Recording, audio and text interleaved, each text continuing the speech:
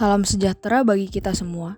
Saat ini, kelompok kami yang berisikan Stephen Lim, Bernike Elin, dan Stephanie akan memaparkan final project Risk and Quality Management. Hal yang pertama yang mau kami paparkan yaitu Risk Management Plan. Risk konten kami yaitu rumah 2 lantai dengan nilai budget sebesar Rp341.931.937,43 dengan manajer proyek kami bernama Bapak Beni Handoko dan anggota proyeknya terdapat project konsultan, project team, quality control, drafter, quantity engineer, admin, site engineer, serta mandor. Kemudian pemilik proyek kami yaitu bernama Bapak Eka Suparman. Deskripsi rumah ini yaitu bertingkat 2 dan memiliki luas tanah dengan bangunan 6 meter x 10 meter, menggunakan pondasi tapak dan struktur rumah konstruksi beton bertulang, dengan dinding pasangan batu bata plester, aci, dan cat. Lantai rumah terbuat dari ubin porselen 60 x 60 cm dan keramik 30 x 30 cm, dan lantai kamar mandi keramik 20 x 20 cm. Dinding kamar mandi keramik 20 x 20 cm dan keramiknya 25 x 50 cm. Untuk atap menggunakan rangka baja dan aspal bitumen dan MEP-nya dikerjakan oleh subkontraktor. Proyek ini bertujuan untuk dijadikan tempat tinggal yang merupakan salah satu kebutuhan pokok manusia. Dan dengan memilih rumah huni 2 tingkat, pemilik juga mendapatkan keuntungan dalam kenyamanan dan tempat tinggal yang lebih luas sehingga mampu menampung fasilitas rumah yang lengkap. Target rumah ini yaitu untuk membangun rumah tinggal dengan memenuhi mutu, waktu, biaya yang direncanakan dengan toleransi yang dijabarkan pada poin berikutnya. Untuk lingkup pekerjaan, kami akan mengerjakan pembersihan lahan, perataan tanah, pengukuran dan pemasangan baut plank, kemudian penggalian tanah pondasi, urukan tanah, urukan pasir, pemadatan tanah, pekerjaan pondasi seperti membuat lantai kerja, tulangan pondasi, bekisting, dan beton pondasi.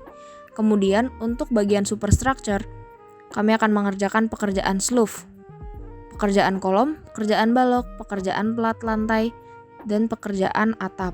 Untuk MEP-nya yang akan dikerjakan oleh subkon ada instalasi listrik, instalasi air, kemudian finishes juga akan kami kerjakan, yaitu pekerjaan dinding, keramik, pemasangan plafon, pintu dan jendela, pengecatan, pekerjaan carport, pekerjaan taman, pekerjaan tangga. Kemudian pekerjaan di luar lingkup ini ada yang pertama yaitu pengurusan izin membangun di luar isi kontrak. Kemudian yang kedua, pengurusan lahan apabila terjadi sengketa tanah. Berikut ini mau kami jabarkan juga beberapa kriteria pekerjaan yang diterima oleh owner. Yang pertama, desain rumah memenuhi kebutuhan pemilik yaitu ada 2 kamar tidur, 2 toilet, ruang keluarga, dapur, taman, dan 1 tempat parkir mobil. Untuk desain rumah harus memenuhi syarat KDB, KLB, KB, dan GSB. Yang ketiga, pekerjaan lahan sesuai dengan jadwal. Apabila terjadi keterlambatan, ada baiknya keterlambatan tidak melebihi 1 minggu dari rencana target. Yang keempat, biaya yang dipakai sesuai rencana atau tidak melebihi 30% anggaran dari pekerjaan lahan.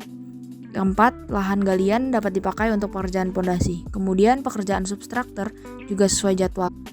Bila ada keterlambatan, tidak melebihi 1 bulan dari target rencana. Dan biaya yang dipakai juga sesuai rencana tidak melebihi 40% anggaran dari pekerjaan substruktur. Kemudian pekerjaan MEP juga sesuai jadwal. Apabila terjadi keterlambatan, keterlambatannya tidak melebihi 2 minggu dari target rencana. Dan biaya yang dipakai sesuai, tidak melebihi 20% rencana anggaran pekerjaan MEP. Pekerjaan MEP juga sebaiknya memenuhi kriteria quality control. Kemudian pekerjaan finishes sesuai jadwal. Apabila ada keterlambatan, keterlambatannya tidak melebihi 1 minggu dari target rencana. Biaya yang digunakan juga sesuai rencana dan tidak melebihi 20% anggaran dari pekerjaan finishes. Pekerjaan rumah secara keseluruhan terdapat jadwal tidak mengalami keterlambatan hingga 3 bulan dari target rencana. Dan biaya yang dipakai secara keseluruhan tidak melebihi 30% dari rencana anggaran. Dan pekerjaan memenuhi kriteria quality control. Kemudian kami akan menjabarkan tentang asumsi proyek. Asumsi yang pertama, dana yang dianggarkan sesuai dan mencukupi dengan anggaran yang diajukan. Asumsi kedua, tim pekerja proyek mampu mengerjakan rumah 2 tingkat sesuai waktu yang ditentukan. Asumsi ketiga, proses pembersihan lahannya hanya membutuhkan waktu singkat.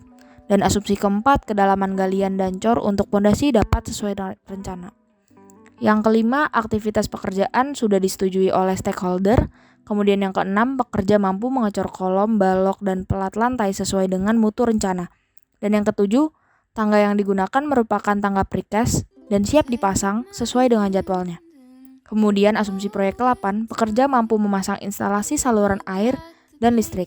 Asumsi ke-9, seluruh pekerjaan rumah sudah selesai sebelum pekerjaan taman sehingga taman tidak akan rusak oleh pekerjaan rumah. Asumsi ke-10, pekerja mampu melakukan pemasangan dan plester dinding dengan rapi. Asumsi 11, pekerja mampu memasang keramik pada lantai. Asumsi 12, seluruh paket pekerjaan sudah diselesaikan sesuai rencana. Asumsi ke-13, pekerja mampu mengerjakan pekerjaan taman. Dan yang terakhir, aktivitas arsitektur taman dan rumah menggunakan jasa pihak ketiga. Berikut ini merupakan batasan proyek kami. Ekspektasi. Ekspektasi pemilik sangat tinggi dibanding dengan anggarannya yang rendah. Kemudian lahan proyeknya sempit dan berada di daerah pemukiman padat. Kemudian limbah konstruksi harus segera dipindahkan ke area yang jauh karena adanya keterbatasan lahan. Dan untuk pondasi, terdapat pondasi tetangga yang bersebelahan dengan pondasi rencana. Kemudian cuaca tidak bisa diprediksi. Dan akses masuk hanya ada satu. Dan yang terakhir masyarakat, ada saja masyarakat sekitar yang meminta material dan pekerjaan. Sekian presentasi untuk poin 1.1 dan poin 1.2. Untuk poin-poin berikutnya akan dilanjutkan oleh teman saya. Lalu ini adalah risk breakdown structure dari proyek ini. Berikut ini dari sumber dayanya, itu ada dari tenaga kerja, peralatan, material, finansial. Kemudian yang kedua itu dari teknis, itu ada dari ruang lingkup, persyaratan, desain, metode konstruksi dan kontrak. Ketiga, manajemen, itu dari logistik, komunikasi, waktu dan biaya. Keempat, eksternal, itu dari lingkungan, cuaca, bencana alam, kurs, hukum, dan teknologi. Nah, ini tabel matriks resikonya. Jadi, kalau misalnya frekuensinya itu dari sangat jarang sampai sedang, ini sangat ringan sampai ringan. Jadi, ini sesuai tabel aja sih. Yang hijau ini dia frekuensi rendah, yang kuning frekuensi sedang, yang orange frekuensi berat, dan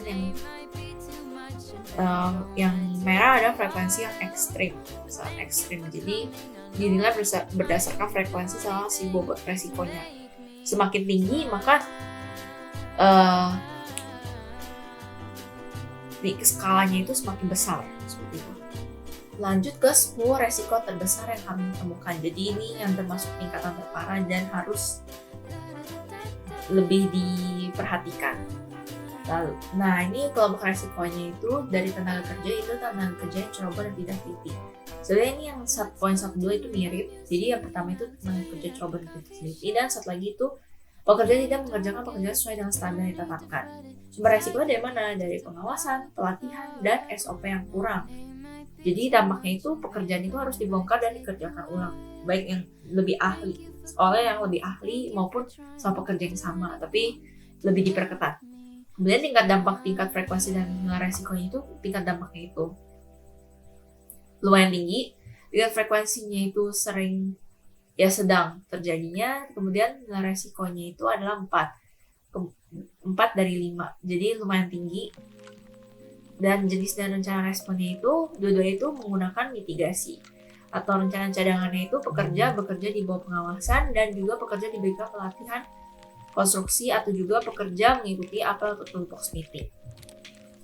Yang kedua dari sisi peralatan. Nah, jadi identifikasi resikonya itu peralatan rusak. Sumber resikonya itu dari pengawasan yang kurang, kemudian dari gudangnya itu sendiri, tidak ada gudang penyimpanan yang baik.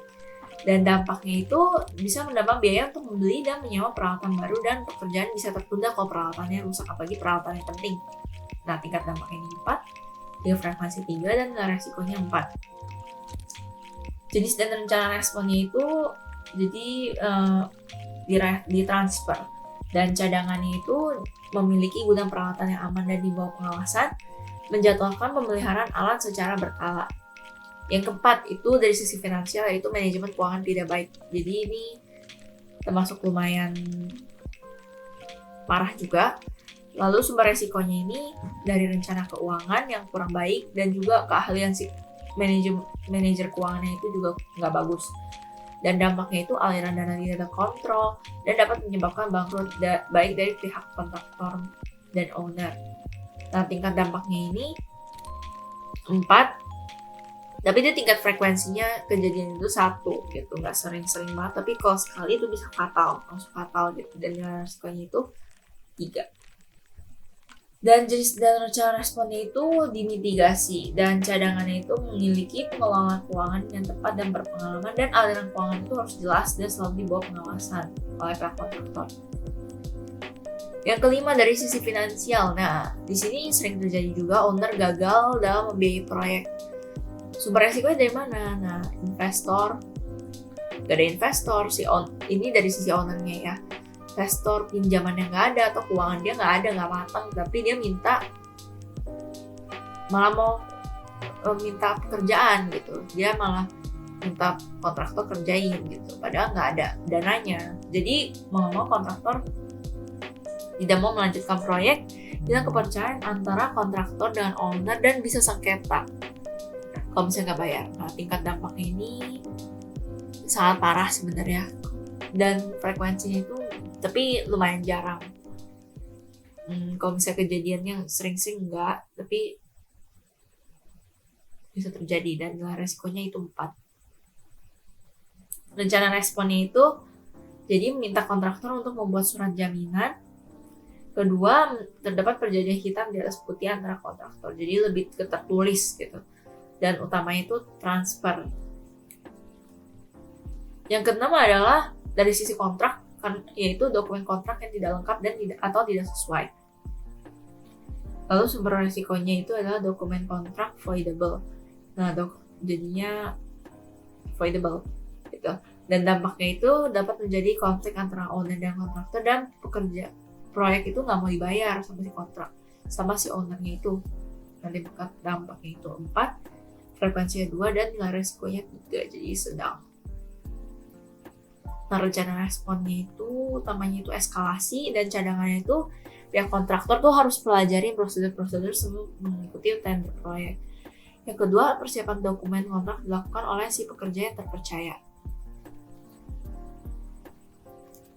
Lalu yang ketujuh dari sisi biaya itu keterbatasan modal kontraktor. Nah, ini sebenarnya modal anak nekat gitu ya. Dan sumber resiko ini dari keuangan kontraktornya itu yang nggak ada atau habis bangkrut bisa jadi, atau misalnya karena dia nggak ada keuangan, nggak ada sumber modalnya juga bisa jadi gitu. Dan dampaknya itu pekerjaan proyek tersendat karena kurang dana. Nah, ini bahkan nggak tersendat aja, bisa-bisa dari awal walaupun udah menang tender ataupun udah perjanjian sama owner, bisa aja dia nggak bisa ngerjain gitu karena nggak punya modal. Jadi lebih baik tuh harus ada gitu sebenarnya.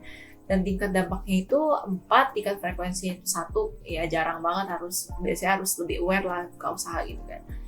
Tingkat resikonya 3. Dan jenis dan rencana responnya itu utamanya transfer, dan kedua itu peminjaman modal usaha dari bank. Kemudian persetujuan pembayaran antara owner dan kontraktor secara termin. Nah, ini lebih mempermudah si kontraktor, jadi lebih enak. Lalu kelompok resiko yang ke-8 adalah dari sisi lingkungan, yaitu masyarakat menolak proyek berlangsung. Ini 50-50. Jadi sumber resikonya itu karena masyarakat merasa itu daerah kekuasaan mereka, kemudian proyek itu bisa membawa dampak negatif, dan juga ada yang bersifat mengganggu gitu, kayak mengganggu. Lalu dampaknya itu adalah keributan, demo, biaya lebih untuk menenangkan si masyarakatnya. Tingkat dampaknya itu 4, tingkat frekuensinya 2, dan nilai resikonya 3. Kemudian jenis dan cara responnya itu adalah dari mitigasi, kemudian pendekatan kepada masyarakat sekitar sebelum jalannya proyek, kemudian merekrut kerja dari masyarakat asli sana, jadi lebih istilahnya toleran lah. Yang ke-9 adalah bencana alam, yaitu gempa. Nah, gempa ini sendiri nggak bisa dihindari dan juga nggak bisa ditebak sebenarnya apakah Kalau nggak ada gempa ya bagus gitu.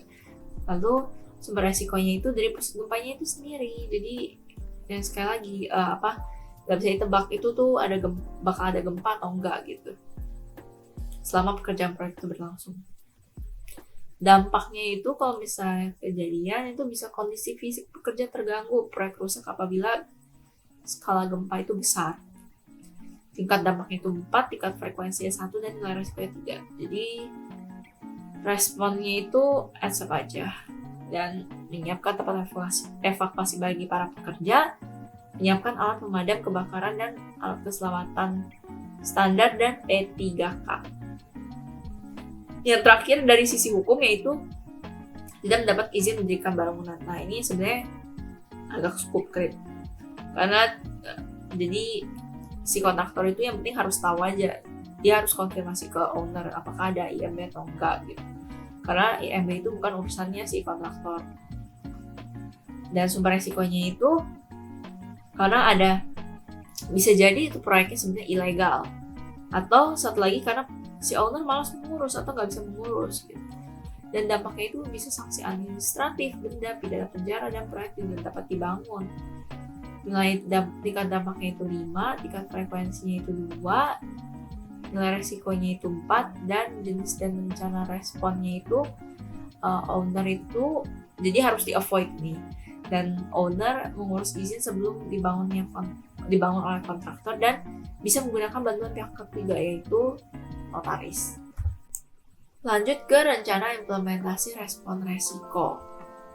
Nah, jadi rencana respon resiko ini terdiri dari 2 yaitu proaktif dan reaktif. Proaktif itu dirancang sebelum proyek itu berlangsung dan jadi untuk mencegah si resiko itu terjadi. Nah, yang pertama itu dari tenaga kerja yang coba tidak teliti itu dengan langkah implementasinya adalah jadi setiap pagi itu pekerja diinstruksikan mengenai tugas dan step pekerjaannya.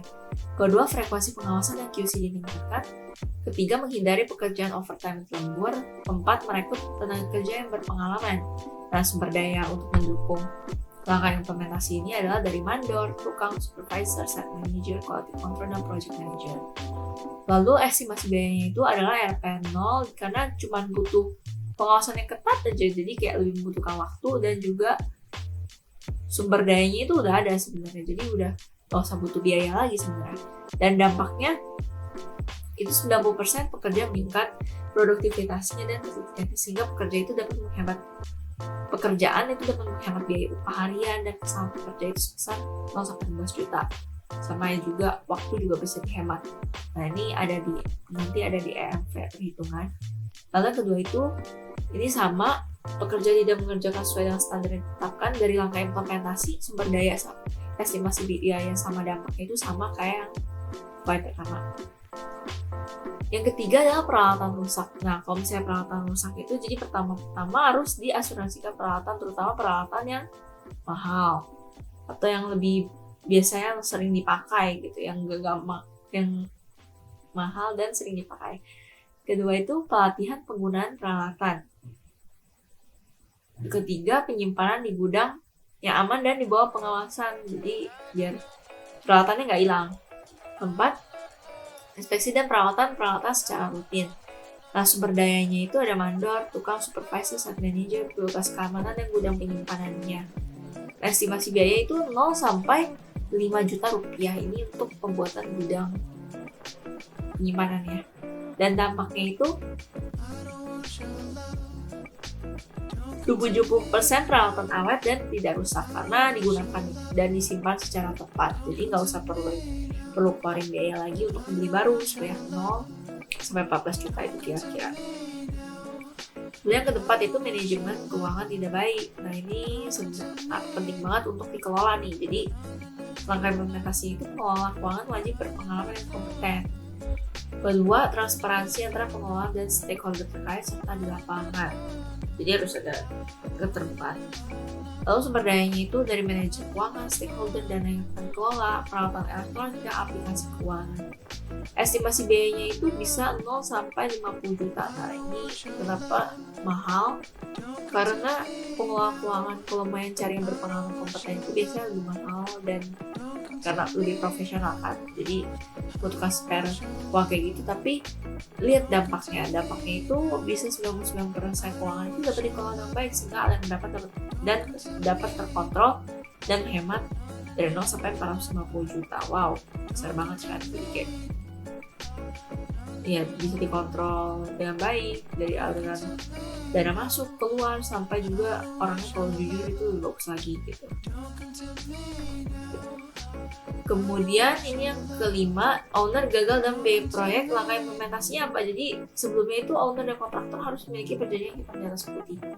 Jadi perjanjian, jadi bisa disengketain kalau misalnya ada masalah, kalau misalnya sampai owner gagal bayar. Kemudian nominal dan paket pekerjaan tertulis dalam kontrak dengan jelas. Kemudian surat jaminan owner kepada kontraktor. Nah, ini bisa berupa asetnya si owner atau berupa barang-barang lainnya yang owner punya gitu, punyanya owner. Sumber dayanya itu dari owner, stakeholder, sama berkas-berkas dokumennya. Nah, estimasi biayanya itu karena butuh biaya berkas aja sama perjanjian, sama dampaknya itu 99% kontraktor mendapatkan jaminan dari owner sehingga tidak rugi apabila owner gagal bayar. Itu sebesar 0 sampai 50 juta. Walaupun nanti kalau misalnya sampai harus sengketa ya. Tapi kalau ada bukti itu biasanya kemungkinan menangnya itu besar. Lalu yang keenam adalah dokumen kontrak yang tidak lengkap atau tidak sesuai. Nah, implementasinya apa? Pembahasan dokumen kontrak itu harus secara lengkap dan tepat. Kedua, memperbarui dokumen kontrak. Yang terakhir adalah dokumennya secara tertulis, jadi jangan lisan aja, karena itu nggak ada bukti nanti jadinya. Sumber dayanya itu admin, owner, stakeholder, sama berkas. Nah, estimasi biayanya itu Rp0 karena butuh berkas saja, dan dampaknya itu 99% dokumen sesuai dan lengkap sehingga dapat mencegah scoop creep dan juga menyebabkan sengketa yang menyebabkan owner itu nggak mau bayar hingga pekerjaannya hingga 200 juta. Itu estimasi juga. Lalu yang ketujuh adalah keterbatasan modal kontraktor. Jadi langkah implementasinya itu si kontraktor harus minjem ke bank dan mempunyai jaminan. Bisa gadain aset atau apa yang diterima oleh bank. Lalu kemudian mengajukan kesepakatan kepada owner dengan membayar secara termin atau cicil bisa. Jadi ini memperingan si kontraktor itu sendiri. 3, mengelola dana perusahaan dengan profesional. Ini ada sangkut pautnya dengan manajer keuangan yang tadi. Lalu sumber dayanya itu adalah manajer keuangan, stakeholder, jaminan berkas, dan bank. Estimasi biayanya itu 0 karena hanya terjaminan, justru malah harusnya plus. Kenapa? Karena dapat pinjam uang dari bank gitu. Dampaknya adalah 99% perusahaan dapat menjalankan proyek kurang lebih di bawah juga dari 1 miliar rupiah. Itu berdasarkan jumlah jaminan sebenarnya, tapi rata-rata. Nah, sesuai dengan permintaannya si owner. Gitu. Lalu yang ke-8, masyarakat menolak proyek berlangsung. Jadi, langkah implementasinya adalah pendekatan kontraktor dan masyarakat sekitar. Kemudian, proyek tidak berlebihan dan mengganggu kenyamanan masyarakat. Yang terakhir adalah CSR. Jadi ini 50-50 sebenarnya. Kalau misalnya nggak terkejadian, syukur. Kalau nggak kejadian, jangan sampai kejadian gitu. Jadi karena 50-50, jadi harus direncanakan. Lalu kemudian sumber dayanya itu adalah owner, stakeholder, dan dana CSR-nya itu sendiri, dan juga masyarakatnya. Nah, estimasi biaya itu 0 sampai 5 juta, jadi bisa buat untuk sembako atau buat pendekatan ke masyarakatnya dengan cara donasi atau apapun yang sehingga masyarakatnya itu menerima gitu. Dan dampaknya adalah 70% proyek tidak terhenti karena demo warga sekitar, sehingga tidak menyebabkan kerugian dari 0 sampai 20 juta. Itu perkiraan kalau misalnya sampai proyeknya mangkrak. Lalu yang ke-9 adalah gempa. Gempa ini nggak bisa dihindari, dan langkah implementasi adalah punya jalur dan tempat evakuasi bagi para pekerja, APD dan APAT di lingkungan proyek, dan pelatihan penyelamatan. Sumber daya itu seluruh tenaga kerja pasti, Tim K3 APD APAR, rambu-rambu, jalur evakuasi dan titik kumpul, P3K, asuransi, dan BPJS. Nah, estimasi biayanya itu sekitar 0-10 juta itu tuh buat nyediain APD APAR, rambu-rambu, dan juga kayak peralatan K3, P3K. Nah, dampaknya itu ada dua sebenarnya. Jadi kalau misalnya skala kecil sama sedang itu 70% proyek itu nggak tertunda lama dan minimalisir pekerjaan, trauma, atau cedera. Lalu kalau misalnya gempa besar, nah ini paling nggak bisa dihindarin ya. Jadi bisa resiko gedung runtuh, nah ini nggak bisa dihindari banget. Tapi untuk pengobatan pekerja kayak misalnya biasanya sering banget kalau misalnya gempa besar itu banyak pekerja yang cedera kan. Nah, jadi pengobatan pekerja itu bisa jadi lebih mudah. Jadi terus habis itu bisa lebih minimalisir karena adanya juga asuransi kayak semacam BPJS. Nah, lalu yang terakhir adalah tidak mendapatkan izin mendirikan bangunan atau IMB, dan langkah implementasi adalah owner harus lebih dulu memiliki izin mendirikan bangunan. Nah, ini sesuai dengan persyaratan. Lalu IMB dibantu pengurusannya oleh pihak ketiga atau notaris. Sumber dayanya itu yaitu owner, stakeholder, dan berkas-berkas. Dan estimasi biayanya itu 0 karena berkas saja, dan 99 proyek dapat berjalan sesuai rencana kalau misalnya IMB-nya itu ada. Lalu ini adalah rencana respon resiko reaktif kalau misalnya sampai udah benar-benar kejadian nih. Jadi gimana cara menangani resiko yang sudah terjadi. Lalu dari yang tenaga kerja ceroboh dan tidak teliti sama pekerja yang mengerjakan tidak sesuai standar yang diterapkan, ini mirip. Langkah implementasi adalah ditegur ke tenaga kerjanya, harus ditegur, kemudian memperbaiki kesalahan pekerjaan. Instruksi pengawasan QC lebih diperketat lagi, berarti yang kemarin kurang ketat gitu ya. Dan kalau ini yang tega itu mengganti tenaga kerja lainnya. Jadi tenaga kerja yang buat salah itu diganti dengan lebih yang pengalaman, yang lebih trusted. Nah, sumber dayanya itu ada mandor, tukang, supervisor, site manager, quality control, dan project manager. Ya, estimasi biayanya yang dibutuhkan itu sebesar 1 juta sampai 5 juta. Kalau misalnya sampai ada pergantian itu estimasi kebutuhannya. Atau misalnya ternyata harus butuh nambah orang lagi gitu untuk mengawasi. Nah, itu. Dan dampaknya adalah biaya dan waktu tambahan yang dilakukan untuk membereskan kesalahan pekerjaan itu jadi lebih singkat dan sedikit. Kemudian ketiga adalah peralatan rusak. Nah, kalau udah terjadi apa? Membeli peralatan baru. Ada memakai alat. Ketiga, alat disimpan di gudang penyimpanan lebih aman dan terhadap cuaca dan dibawa pengawasan. Jadi bisa dilihat mungkin salah juga dari gudangnya, dan juga melakukan inspeksi dan perawatan secara berkala. Sumber daya dari mandor, tukang, supervisor, site manager, petugas keamanan, dan gudang penyimpanan. Estimasi biayanya itu sekitar 50.000 sampai 10 juta untuk membuat gudang penyimpanan yang baru, bisa untuk merenov, memperbaiki gudang penyimpanan yang supaya lebih bagus, atau membeli peralatan barunya. Nah, dampaknya itu gudang penyimpanan bisa lebih baik, alat membeli juga bisa lebih berkualitas lagi sebenarnya, sehingga berpanjang masa pakai alat. Lalu kemudian yang keempat adalah manajemen keuangan tidak baik. Dengan langkah implementasi adalah mengganti pengelola keuangan yang lebih terpercaya dan keamanan, karena kalau sampai karena pengelola keuangannya itu sendiri itu fatal ya, jadi harus orangnya itu diganti. Kemudian rutin dan lebih ketat mengaudit lagi di pihak stakeholder, nih pihak kontraktor. Lalu menyusun strategi keuangan, gimana sih ini mesti yang ahli tentang keuangan ya. Kemudian sumber dayanya itu dari manajer keuangan, stakeholder, dana yang akan dikelola, peralatan elektronik, dan aplikasi keuangan. Estimasi biayanya itu sekitar 10 juta ke atas. 10 juta ke atas karena kalau misalnya mengganti pengelola keuangan lagi, butuh biaya lagi gitu. Dan dampaknya itu adalah keuangan dapat dikelola dengan baik dan transparan, serta apabila terjadi lagi kerugian tuh bisa dapat ditanggapi lagi dengan cepat. Misalnya boncos.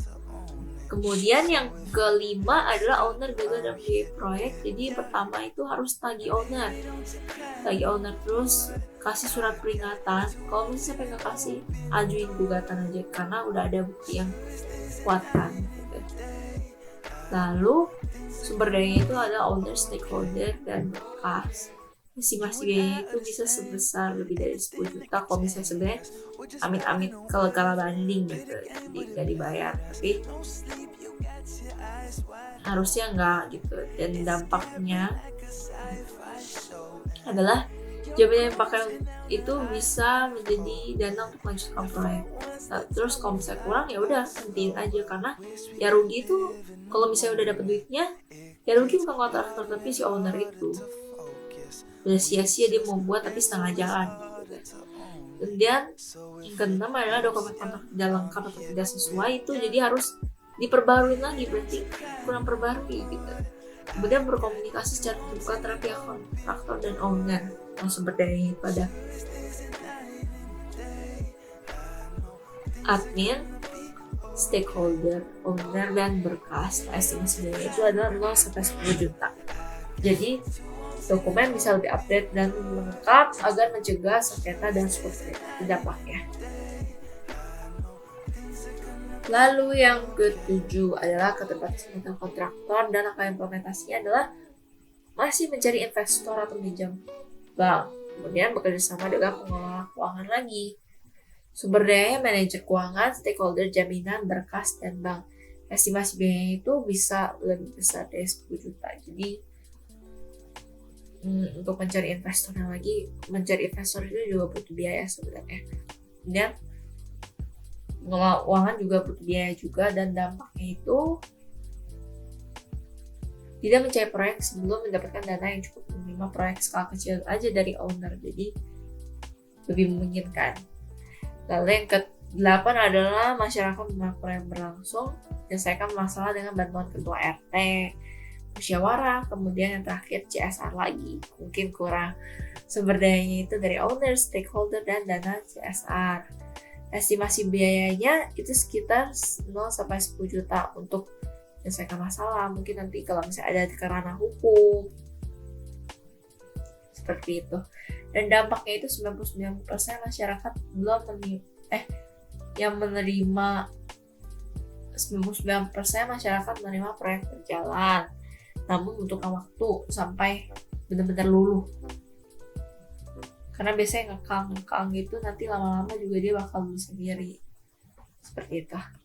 Kemudian yang ke-9 adalah gempa. Nah, langkah implementasinya adalah penyelamatan diri ke tempat evakuasi dan menggunakan APD atau apa di proyek supaya nyatakan aman. Nah, kalau di proyek rumah, saya APD-nya nggak usah terlalu muluk-muluk banget sih, nggak usah terlalu ketat gitu. Yang penting penyelamatan dirinya sebenarnya. Jika skala besar, proyek itu bakal dihentikan sementara. Nah, sumber dayanya itu rekonstruksi, tingkat 3, APD dan APAR, rambu-rambu, jarak evakuasi dan titik kumpul, P3K, asuransi, dan BPJS. Estimasi biaya itu 0. Dampaknya itu kalau skala kecil atau sedang itu proyek tidak tertunda lama. Kalau misalnya besar itu jadi mending fokus aja ke pekerja yang cedera, atau enggak kalau sampai proyek benar-benar rusak parah atau rusak aja, itu harus direkonstruksi. Lalu yang terakhir adalah tidak mendapat IMB. Nah, konstruksi, jadi kontraktor harus berani menghentikan proyek tersebut sampai si owner itu dapetin IMB. Sumber dayanya itu owner, stakeholder, sama berkas. Estimasi biayanya itu lebih besar dari 10 juta. Kenapa? Karena kalau dihentikan sementara, biasanya kadang bisa jadi ownernya belum bayar, jadi itu butuh duit sebenarnya. Nah, dampaknya itu proyek dihentikan sementara atau dinyatakan selesai apabila IMB tidak kunjung terbit. Jadi biar nggak menyebabkan kerugian lebih lanjut atau bakal ada sengketa, malah kontraktornya bakal sengketa dengan pemerintah. Lanjut ke justifikasi pemilihan respon resiko. Nah, ini jadi decision tree analysis-nya untuk tenaga kerja ceroboh dan tidak teliti. Kalau misalnya nggak ada respon resiko, itu sekitar 80% pekerjaan dibongkar dan dikerjakan ulang. dan 20% sesuai dengan kriteria. Ini kalau MV-nya dihitung itu sekitar 16 juta. Sedangkan kalau misalnya ada respon resiko itu 10% pekerjaan dibongkar dan dikerjakan ulang dan 90% sesuai dengan kriteria. MV-nya itu 2 juta. Jadi lebih bagus ada respon resiko karena lebih kecil MV-nya. Lalu pekerja tidak mengerjakan pekerjaan sesuai dengan standar yang ditetapkan. Nah, ini MV yang sebelumnya yang tenaga kerja ceroboh dan tidak teliti sama ini sama. MV-nya lebih bagus ada respon resiko. Lanjut ke peralatan rusak. Jika tidak ada respon resiko, maka 70% akan membeli atau menyewa peralatan baru dan 30% itu peralatan berfungsi atau tidak rusak. Kemudian kalau misalnya ada respon resiko itu 10% membeli peralatan atau menyewa peralatan baru dan juga 90% peralatan berfungsi yang tidak rusak. MV-nya untuk yang tidak ada respon resiko itu sebesar 14 juta dan kalau ada respon resiko itu sebesar 6,5 juta. Jadi bagusnya ada respon resiko. Yang keempat adalah manajemen keuangan tidak baik. Kalau misalnya nggak ada respon resiko itu 90% aliran dana itu tidak terkontrol dan 10% aliran dana terkontrol. Kecil banget kan? Lalu kalau misalnya ada respon resiko itu 1%. Jadi kalau 1% aja aliran dana tidak terkontrol dan 99% aliran dana terkontrol. Nah, MV yang tidak ada respon risiko itu sebesar 450 juta, sedangkan yang ada respon risiko itu sebesar 54,5 juta. Jadi lebihnya ada respon risikonya. Lanjut ke owner gagal dalam biaya proyek. Kalau misalnya tidak ada respon risiko, 50% pekerjaan itu nggak bakal dibayar. 50% pekerjaan bisa dibayar, jadi 50-50. Sedangkan kalau misalnya ada respon risiko, 1% pekerjaan itu nggak bakal dibayar dan 99% pekerjaan dibayar. Nah, MV-nya itu kalau tidak ada respon risiko itu sebesar 50 juta, sedangkan kalau misalnya ada respon risiko itu sebesar 1 juta aja. Jadi mending ada respon risiko. Lanjut ke dokumen kontrak yang tidak sesuai atau tidak lengkap. Nah, kalau misalnya nggak ada respon resiko, itu 50% konflik dan pekerjaan tidak bayar atau 50% tidak konflik dan pekerjaan dibayar. Jadi 50-50 kemungkinannya. Kalau misalnya ada respon resiko, jadi 1% konflik dan pekerjaan tidak dibayar, sedangkan 99% tidak konflik dan pekerjaan dibayar. Nah, kalau misalnya tidak ada respon resiko, MV-nya itu sebesar 100 juta, sedangkan kalau misalnya ada respon resiko itu MVS sebesar 2 juta. Jadi ini ada respon resiko. Lanjut ke keterbatasan modal kontraktor. Nah, keterbatasan modal kontraktor itu nggak ada respon resikonya itu 99% nggak bakal ngejalanin proyek. Kemungkinan kecil banget.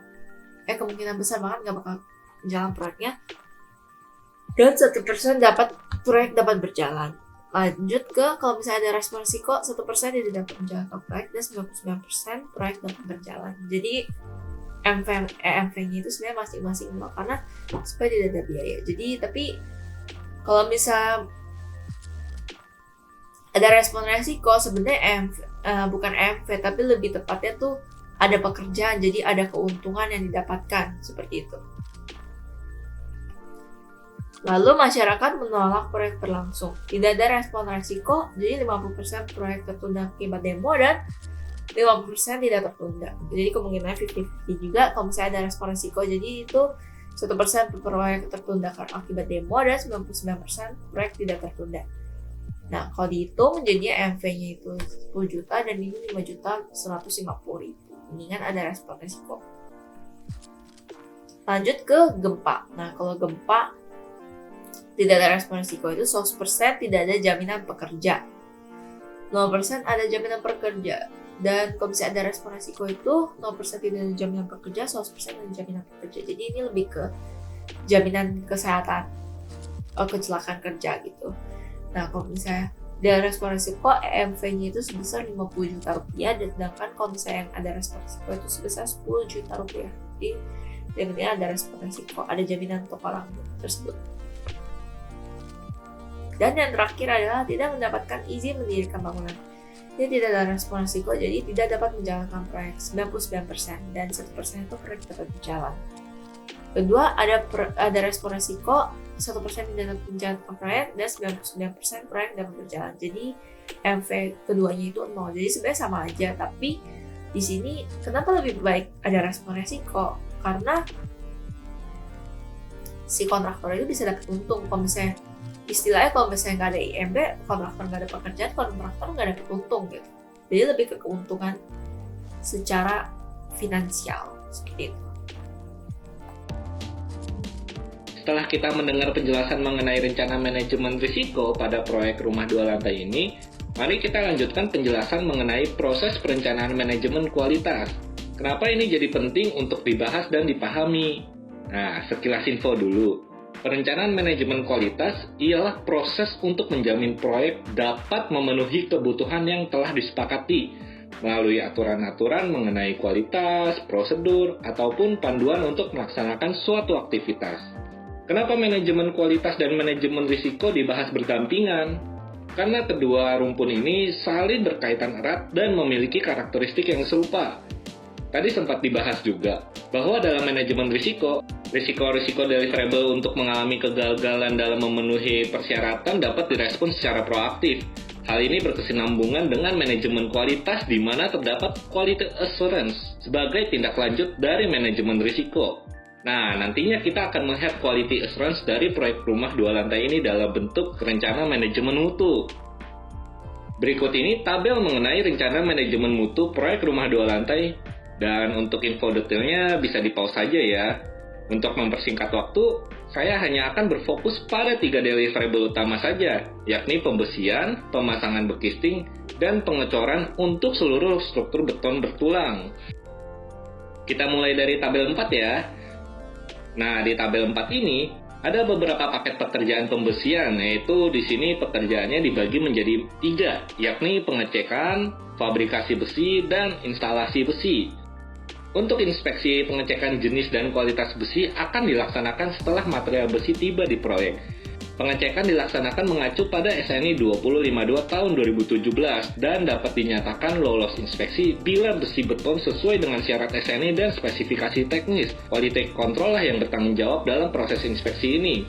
Lalu inspeksi fabrikasi besi beton dilaksanakan sebelum memasang besi beton dan lolos pengecekan sesuai SNI. Inspeksi ini mengacu pada gambar kerja sesuai dengan lokasi peruntukan besi masing-masing.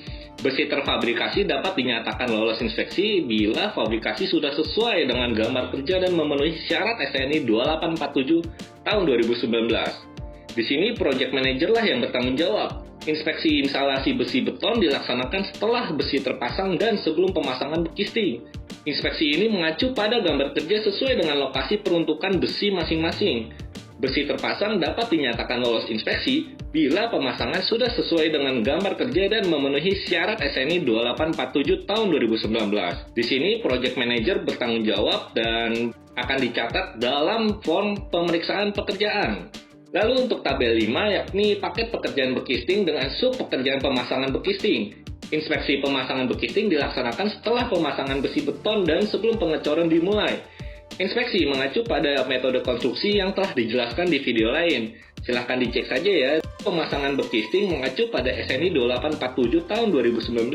Bekisting dinyatakan lolos inspeksi bila memenuhi persyaratan pada form pemeriksaan pekerjaan dan sesuai gambar kerja pada lokasi peruntukannya. Di sini project manager bertanggung jawab dalam inspeksi ini, dan pemasangan bekisting ini dicatat dalam form pemeriksaan pekerjaan. Berikutnya tabel 6 mengenai pembetonan dengan 5 sub pekerjaan. Apa saja itu? Yaitu ada pemeriksaan kembali material untuk pengecoran, penuangan beton, curing, cek permukaan beton, uji slam, dan uji temperatur. Di sini kita akan menginspeksi kembali pemeriksaan kembali tulangan, bekisting, dan pipa untuk MEP. Kenapa diperiksa lagi? Kan tadi udah diperiksa. Karena terkadang jangka waktu pengecoran dengan pembesian serta pemasangan bekisting itu berjarak waktu yang cukup lama untuk menunggu semua besi dan bekisting terpasang secara menyeluruh, sehingga dapat dicor semua berbarengan. Terkadang besi dan bekisting ini mengalami kerusakan dan permukaan bawah cornya itu menjadi kotor dan harus dibersihkan. Inspeksi ini mengacu pada gambar kerja dan form pemeriksaan pekerjaan. Pekerjaan ini dinyatakan lolos bila material sudah sesuai dengan gambar kerja, bersih, dan terpasang dengan baik. Project manager lah yang bertanggung jawab dan harus dicatat dalam form pemeriksaan pekerjaan. Inspeksi teslam dan suhu beton cair dilaksanakan di setiap unit truck concrete mixer mengacu pada SNI 1972 tahun 2008 dan PBI tahun 1971 NI2. Teslam menggunakan kerucut Abrams dan batang besi penusuk untuk uji selam. Uji selam ini harus berkisar 8 cm sampai 15 cm setelah dijatuhkan dan tes suhu beton maksimal 35 derajat. Kalau misalkan tidak sesuai, mohon maaf, beton cair ini akan ditolak. Di sini quality control yang bertanggung jawab dalam teslam dan dicatat dalam form pemeriksaan pekerjaan.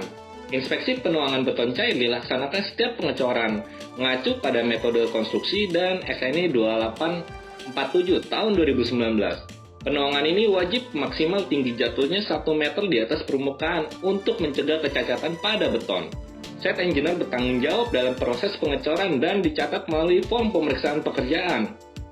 Inspeksi curing beton dilaksanakan setiap selesai pengecoran mengacu pada SNI 2847 tahun 2019. Curing beton bertujuan untuk mencegah beton menjadi retak karena air yang menguap pada beton tersebut. Beton wajib dilapisi curing kompon atau sejenisnya dan site engineer lah yang bertanggung jawab dalam proses perawatan beton dan harus dicatat melalui form pemeriksaan pekerjaan. Inspeksi pemeriksaan permukaan beton dilaksanakan setelah selesai pembongkaran bekisting. Beton dinyatakan lolos bila sesuai dengan SNI dan bebas dari kecacatan. Site engineer lah yang bertanggung jawab dalam proses pemeriksaan dan wajib juga dicatat melalui form pemeriksaan pekerjaan. Lalu dari tabel tadi, pemeriksaannya pas kapan? Bagaimana alurnya? Untuk memudahkan melihat atau memahami alur rencana manajemen kualitas ini, kita dapat melihat flowchart ini. Flowchart ini dibatasi lingkupnya untuk pekerjaan struktur beton dimulai dari pemasangan besi terfabrikasi hingga pengecoran. Untuk cara bacanya, tulisan shape oval itu artinya start atau ending point. Kotak itu ada aktivitas, bentuk layang-layang artinya ada decision point, lingkaran menunjukkan ada koneksi dengan aktivitas atau flowchart lain, panah itu arah proses alur kerja. Dan di sini pemeriksaan itu dilakukan setiap ada bentuk layang-layang. Nah, tadi di tabel perencanaan manajemen kualitas kan ada sering dimention tuh soal form pemeriksaan pekerjaan dan di flowchart itu yang bentuk layang-layang. Nah, saat inspeksi ini, para pemeriksa akan mengisi form ini untuk inspeksi, di mana form ini akan diisi nomor, tanggal, dan lokasi inspeksi. Dan tentunya, checklist pemeriksaan sesuai dengan pekerjaan. Nantinya hasil pemeriksaan ini akan menentukan deliverable ini akan diterima atau tidak. Dan nantinya ketika diterima akan masuk ke earn value yang nantinya akan diserah terimakan. Dan bila sudah diserah terimakan, kita bisa dapat menerima pembayaran sesuai dengan prestasi kerja kita. Nah, selesai sudah pembahasan kita tentang manajemen risiko dan manajemen kualitas ini. Bagaimana teman-teman? Belajar manajemen konstruksi itu mudah bukan? Yuk, nantikan lagi video-video sharing dari kami di waktu berikutnya. See you!